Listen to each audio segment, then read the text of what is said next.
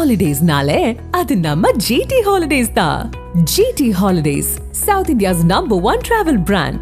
You know you are special when you're with GT Holidays.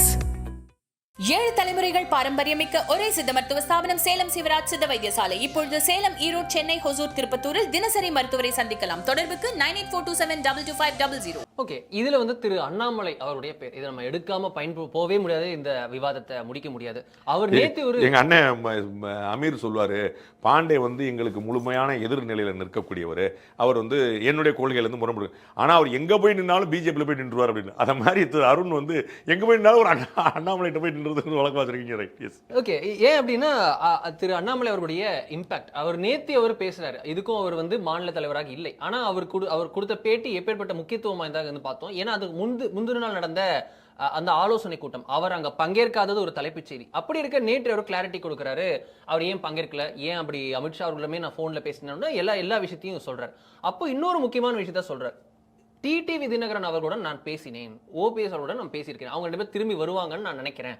அவங்க வருவாங்கன்ற நம்பிக்கையும் இருக்கு, வருவார்கள் நான் வலியுறுத்தவும் செய்யறேன் அப்படின்னு சொல்றாரு. இங்க திரு அண்ணாமலை தான் செங்கோட்டையன் அவர்களை இயக்குகிறார். திரு அண்ணாமலை அவர்கள் தான் வேலுமணி அவர்களுடன் பேசிக் கொண்டிருக்கிறார். வேலுமணி சகோதரர் எப்படி அவர் கூட சேர்ந்து பேசுறாங்க பாருங்க அப்படின்ல ஏகப்பட்ட கதைகள் பேசப்பட்டதை பார்த்தோம். இனிமே அண்ணாமலை ரோல் இந்த விஷயத்துல எப்படி இருக்கும், இதுவரை எப்படி இருந்திருக்கிறது? அண்ணாமலை அவர்கள் பாஜகவுடைய தலைவர். பாஜகவை முன்னிறுத்தணும். அவருக்கு உங்களுக்கு தெரிஞ்சிருக்கும், திரு ரஜினி அவர்கள் ஆரம்பிக்க இருந்த கட்சியில ஒரு முக்கியமான ரோல் பிளே பண்ண இருந்தவர் திரு அண்ணாமலை. திரு ரஜினிகாந்த் அவர்களுடைய சாய்ஸா இருந்தவர் திரு அண்ணாமலை. சிஎம் கேண்டிடேட் அதெல்லாம் நான் சொல்லல. அது முதல்ல ஆட்சிக்கு வரணும் போன பல விஷயங்கள் உங்களுடைய ஆட்சி நீங்க சொல்லி, நான் சொல்றது he was in his heart. Annamalai அவர்கள் தரையில் நிற்கக்கூடிய அண்ணாமலை அவர்கள், திரையில இருந்த அண்ணாமலை அவர்களுடைய இதயத்தில் இடம்பெற்றிருந்தார். அது எனக்கு தெரியும். அதை எனக்கு எது தெரியுமோ நான் உறுதிப்படுத்த வந்தார். யூகங்களுக்குள்ள நான் போறதில்ல. நம்ம சொன்னா அது நடக்கணும், இல்லை நம்ம சொல்லாம இருக்கணும். அது நம்முடைய பால். நமக்கு ஆசைப்பட்டெல்லாம் சொல்லிட்டு இருக்கிறது நம்முடைய ஆள். அது நிறைய பேர் இருக்காங்க பெருமக்கள், நம்ம அந்த இடத்துல போறதில்ல.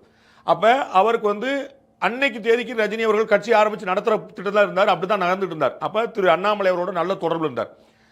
அண்ட் அவரை போன்ற ஒரு ஸ்டேச்சர் இருக்கிறோம். நம்ம இன்னைக்கு பார்க்குறோம், காங்கிரஸ்ல ஒரு முன்னாள் அதிகாரி கலந்துருக்காரு, விஜய் அவர்களோட ஒரு முன்னாள் அதிகாரி கலந்துருக்காரு, இந்த பக்கம் அருண் கலந்துருக்காரு, அந்த பக்கம் பல கட்சி இதே போல ஐஏஎஸ், ஐபிஎஸ், ஐஆர்எஸ் இருக்கக்கூடியவர்கள் இளைஞர்கள் நிறைய கட்சிக்கு வர்றாங்க. அப்ப திரு அண்ணாமலை போன்ற ஒரு ஸ்டேச்சர் இருக்கிறவங்களுக்கு, கர்நாடகாவில் நல்ல பேர் வாங்கினவங்களுக்கு பல கட்சிகளில் வாய்ப்பு இருந்தது. It was his choice to go with BJP. BJP கூட போலாம்னு அவர் முடிவெடுத்தார். அவர் பிஜேபி கூட போன அன்னைக்கு பிஜேபி மாநிலத்தில் ஆளுங்கட்சியும் கிடையாது, எதிர்கட்சியும் கிடையாது. இன்னும் சொல்ல போனா BJP was carrying the negative value. அது அவங்க மைனஸ்ல இருந்து கொண்டு வந்து ஜீரோ கொண்டு வந்து பாலிசி மேல கொண்டு போன நிலைமையில தான் இருந்துச்சு. அது இன்னைக்கு வரைக்கும் அப்படிதான் இருக்குங்கிற வேற விஷயம். அப்ப நம்ம ஏன் ஒரு விமர்சனத்துக்கு உள்ளாகிற ஒரு கட்சிக்கு போகணும் அப்படின்னு நினைச்சிட்டு திமுக, அதிமுக, காங்கிரஸ் இப்படின்னு வேற எங்கேயா கட்சிக்கு போயிருக்கலாம். It was his choice. So அவர் முதல்ல பிஜேபி தான் விரும்புவார், பிஜேபி நலன் தான் விரும்புவார், ஃபர்ஸ்ட் பாயிண்ட். அதனால தான் அவர் 2026 தனியாட்சி பத்தி பேசினார். 2024 ஏடிஎம்கே வேண்டாம், டிஎம்கே வேண்டாம் சொன்னது பிஜேபியோடைய தலைவராக. சரிங்களா? அவர் இன்னொரு வகையில் சொல்ல போனா திரு இபிஎஸ்க்குலாம் சொந்தக்காரர். அது உங்களுக்கு தெரியும், அந்த சமுதாயம் குலதெய்வம் கோயில் அடிப்படையில் இயங்கக்கூடிய சமுதாயம். அந்த சமுதாயத்தில் சக்கரபாணிலேருந்து, செந்தில் பாலாஜிலேருந்து, அக்கா ஜோதிமணிலேருந்து, இபிஎஸ்லேருந்து, வேலுமணிலேருந்து பலர் ஒரு ஒன்றுக்குள்ள கொடுத்துட்டு எப்படியாவது ஒன்று நம்ம அப்பா வழியிலையோ இல்லாட்டி அம்மா வழியிலையோ ஒன்று மாமான்ருவாங்க இல்லாட்டி சித்தப்பான்ருவாங்க, ஏதாவது ஒரு கணக்கில் எல்லா பக்கமும் ஓடிட்டு இருப்பாங்க. அப்படி தான் ஒரு பெரிய உறவை பேணக்கூடிய சமுதாயம் அது. வயசுக்கு பார்த்து மாமாங்கிற வார்த்தையை மீறி பேச மாட்டாங்க, சித்தப்பாங்கிற வார்த்தையை மீறி பேச மாட்டாங்க, பெரியப்பா அந்த மாதிரி தான் வச்சிருப்பாங்க. அது எல்லா சமுதாயம், அண்ணாமலையில் அந்த சமுதாயத்து முழுக்க அப்படி தான் அந்த ஒற்றுமையாக இருக்கு. அப்ப திரு இபிஎஸ் அவர்களும் அவங்களுடைய சொந்தக்காரர் தான். அவர் கூட பகையாற வேண்டிய அவசியம் அவருக்கு இல்லை. அவர் கொண்டு போனது நான் என் கட்சியை வளப்படுத்துவேன் அப்படிங்கிறதுக்காக. இன்னைக்கு அவர் தான் சொன்னாரு, நாங்க திரு இபிஎஸ் அவர்களை தமிழக முதலமைச்சர் ஆக்குவதற்கு உயிரை கொடுத்து உழைப்போம். உங்களுக்கு புரியுங்களா? அப்ப என்ன, அதிமுக பாஜகவுடைய ஒரு காரியகர்த்தாவாக. சரிங்களா? அப்ப திரு இபிஎஸ் கூட ஒரு மிஸ் அண்டர்ஸ்டாண்டிங் இருந்தால் கூட அவரு இந்த அலையன்ஸை வெற்றி பெற வைக்க தான் பார்ப்பார். அதுக்கு ஒரு ரோல் பிளே பண்ண தான் பார்ப்பார். அப்ப அவர் ஏற்கனவே குறிப்பிட்டது போல திரு டிடிவி நல்ல நட்பு இருக்கு, திரு ஓபிஎஸ் நல்ல நட்பு இருக்கு, இருக்கக்கூடிய பல பெருமக்களோடு நல்லா பேசக்கூடிய வேலுமணி அவர்கள் உட்பட எல்லாருமே பலருடைய பேசக்கூடிய திரு இபிஎஸ்க்காக பலர் பேசுவாங்க. இபிஎஸும் அண்ணாமலை நேரடியாக பேசாம இருக்கலாம். இப்ப நம்ம பார்த்தோம் திரு மூப்பனார் அவர்களுடைய நினைவு தினத்தில் இபிஎஸ் அவர்கள் அழைத்து வாங்க, அண்ணாமலை முன்னாடி வாங்கன்னு சொல்லி சொன்ன நம்ம பார்த்தோம். உங்களுக்கு புரியுங்களா? அப்ப அது எப்படி நடக்குது? அப்ப இபிஎஸ் அவர்கள் நீங்க லண்டன் போறதுக்கு முன்னாடி என்னை பற்றி தனிப்பட்ட முறையில் என்ன பேசுனீங்க அப்படி யோசிக்கல. திரு இபிஎஸ் அவர்கள் அண்ணாமலை பத்தி என்ன பேசினாருங்கிறது அவர் யோசிக்கல. உங்களுக்கு ரெண்டு பேருமே. அப்ப இது வந்து அன்னைக்கான ஒரு விஷயம். நம்ம பார்க்கணும், அரசியல்ல நிரந்தரமான பகையெல்லாம் வந்து அது பைத்தியக்காரத்தனம் அப்படிலாம் ஒன்று கிடையாது. நமக்கு தேவை இன்னைக்கு எதிர்வரக்கூடிய காலத்தில் உள்ள குறிக்கோளை இலக்கை அடைய முடியுமா, அவ்வளவுதான். முன்னாடி நீ எப்படி சொன்னீங்க, அப்ப யாருமே மதிமுக எப்படி திமுக கூட இருக்க முடியும், காங்கிரஸ் எப்படி திமுக கூட இருக்க முடியும், கம்யூனிஸ்ட் திமுக காங்கிரஸ் எப்படி ஒன்னா இருக்க முடியும், அந்த கேள்விக்கு பதிலே கிடையாது. அப்ப இங்க வந்து திரு அண்ணாமலை ரோல் ரொம்ப முக்கியமானது, நோ டவுட். அவருடைய கருத்துக்கு முக்கியத்துவம் கொடுக்கக்கூடிய இடத்துல திரு டிடிவி, திரு வாசன், திரு ஓபிஎஸ் இவங்க எல்லாமே இருக்கிறாங்க. அப்போ வந்து கட்டாயமாக ஏடிஎம் கூட பேட்ச் ஒர்க்கு அவர் முயற்சி பண்ணுவார். ஆனால் ஆமாண்ணா எல்லாம் ஒன்று. அவர் தான் என்ன சொன்னார், இன்னைக்கு வாசன் இன்னைக்கு சொன்னதை நேற்றே சொன்னார் திரு அண்ணாமலை. என்ன, திரு டிடிவி தினகரன் அவர்களும் திரு ஓபிஎஸ் தங்களுடைய கருத்தை மறுபரிசீலனை செய்வார்கள், செய்ய வேண்டும் என்பது என்னுடைய வேண்டுகோள். அவங்கெல்லாம் வந்து எங்களுக்காக கூட நின்றவங்க, கஷ்டமான நேரத்தில் கூட நின்றவங்க, கஷ்டப்பட்டு கூட நின்றவங்க.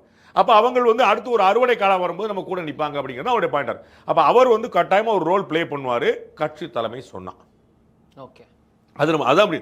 ஏன்னா அவருடைய ரோல் என்னங்கிற பார்க்கணும். இன்னைக்கு நீங்க ஒருத்தர் நெகோசியேட் பண்ணி பேசணும், ஆத்திர கடை எல்லாரும் பேசுவாங்க, நான் பேசுவேன், நீங்க பேசுவீங்க, இன்னும் 100 நண்பர்கள் பேசுவாங்க, அது வேற விஷயம். அவர்கள் வந்து டிசிஷன் மேக்கர்ஸ் கிடையாது. அப்ப ஆத்திர கடை டிசிஷன் மேக்கர்ஸ் நீங்க ஒருத்தர் தான் நிப்பாட்டி ஆகணும். உங்களுக்கு புரியுங்களா? திரு ஜேபி நட்டாவும் திரு எடப்பாடி பழனிசாமி தான் கையெழுத்து போடணும். திரு அமித்ஷா வந்து பேசுவாரு, ஆனா ஒப்பந்தம் கையெழுத்து யார் போடுவா? ஒன்னு திரு நயினார் நாகேந்திரனும் எடப்பாடி பழனிசாமி போடணும், இல்ல ஜேபி நட்டாவும் எடப்பாடி பழனிசாமி தான் போடணும். அந்த கையெழுத்து போடுற இடத்துல திரு அமித்ஷா இருக்க மாட்டார். புரியுதுங்களா உங்களுக்கு? அப்ப அதுக்கு ஒரு புரோட்டோகால் இருக்கு, அதுதான் நம்ம பார்க்க வேண்டியது. அப்ப திரு அண்ணாமலை அவர்கள் பின்னாடி இருந்து நிறைய செயல்படுவார். அவருக்கு வந்து ஒன்றிணைங்கிற நோக்கம் இருக்குது. ஏன்னா அவர் பாஜகவை ஆட்சி கொண்டு வரணும்னு விரும்பினவர். அப்ப பாஜகவுடைய பங்களிப்புல ஒரு ஆட்சிங்கிறது முதல் ஸ்டெப். உங்களுக்கு விஜய் அவர்கள் வந்து 2026 முதலமைச்சர் ஆக மாட்டார்னு அவருக்கு தெரியாதா என்ன? அவர் குழந்தை கிடையாதுல்ல. ஆனா இன்னைக்கு நான் எதிர்கட்சி தலைவராக ஆயிட்டேன், 31 நான் முதலமைச்சரான ஸ்பேஸ் இருக்குன்னு பார்ப்பார். அப்போ ஒரு பேஸ் போடணும்னு பார்க்குறேன். அப்ப திரு அண்ணாமலை என்ன ட்ரை பண்ணுவார், அதிமுகவுடைய ஆட்சி பாஜகவின் பங்களிப்பு, அப்புறம் பாஜக ஆட்சி, அதுக்கு முந்தின ஸ்டெப் இருக்குல்ல. அப்ப இன்னைக்கு வந்து திரு விஜய் அவர்கள் வந்து கட்சி ஆரம்பிக்கிறார். அவர் முதல்ல என்ன செய்யணும், சீமானம் முந்தணும், பிறகு என்ன செய்யணும், திருமாவளவன் முந்தணும், பிறகு என்ன செய்யணும், காங்கிரஸ் முந்தணும், பாஜக முந்தணும், பிறகுதான் ஒரு அதிமுக முந்தணும், பிறகு திமுக முந்தணும், பிறகு ஆட்சிக்கு வரணும். ஸ்டெப் வந்து இவ்வளவு நிக்குது. அப்ப இவர் 1-2 இடங்களை நகர்ந்துட்டாருங்கிற ஒரு பிம்பத்தை ஏற்படுத்தினாலும் திமுக அதிமுக முந்தலங்கிறதுல யாரும் மறுக்கல. இன்னைக்கு யாராவது ஒரு தமிழ்நாட்டில் நீங்க விஜய் அவருடைய பரிபூர்ண ஆதரவோட வச்சுக்கோங்க, அவர் ஏடிஎம் கூட ஓட்டு வச்சிருக்காருங்க. ஏடிஎம் 22%, விஜய் வந்து 40%. யாராவது சொல்லுவாங்களா? சொல்லுங்க. ஏடிஎம்கே சேலஞ்ச் பண்றாருங்கிற இடத்துக்கு கூட நடத்துவாங்க. ஏடிஎம்கே கடும் சவால் ஏற்படும். ஏடிஎம்கே முந்திட்டார், நம்பர் 2 ஆயிட்டார்னு யாருமே சொல்ல மாட்டாங்க, அதாவது விஜய் ஆதரவாளர்கள் கூட. அப்ப பாஜக ஆட்சிக்கு வரணும்னா அதிமுகவுடைய ஆட்சியில பாஜகவுடைய பங்களிப்பு இருக்கணும், அது முதல்ல. அந்த ஸ்டெப்புக்கு போன பிறகு அடுத்து நம்ம அதிமுக ஆட்சி பாஜக ஆட்சி பற்றி அவங்க யோசிக்கலாம். அப்ப அந்த ரோல்ல அண்ணாமலை அவர்களும் சேர்ந்து ஒரு அணிலாக கூட இருந்து கட்டாயமா ரோல் பண்ணுவாரு. அவர் பேசினா கட்டாயம் கேட்பாங்க. ஒரு பெரிய ஒரு ஷார்ப்பான மைண்ட் உள்ளவர்னு எல்லாருக்குமே தெரியும். ரொம்ப ப்ரிசைஸா பேசுவார்னு தெரியும். வளவள குலகல சமாச்சாரம் அவர்கிட்ட கிடையாது. அதனால என்ன இப்படி சரியா இருக்கும்னே, இது வாங்கினே நம்ம பார்த்துக்கலானே அப்படின்னு அவர் சொன்னார்னா அந்த பேச்சுக்கு ஒரு வேல்யூ இருக்கும். அது ரோல் பிளே பண்ணுவார். தலைமை கட்டளையிட்டார்.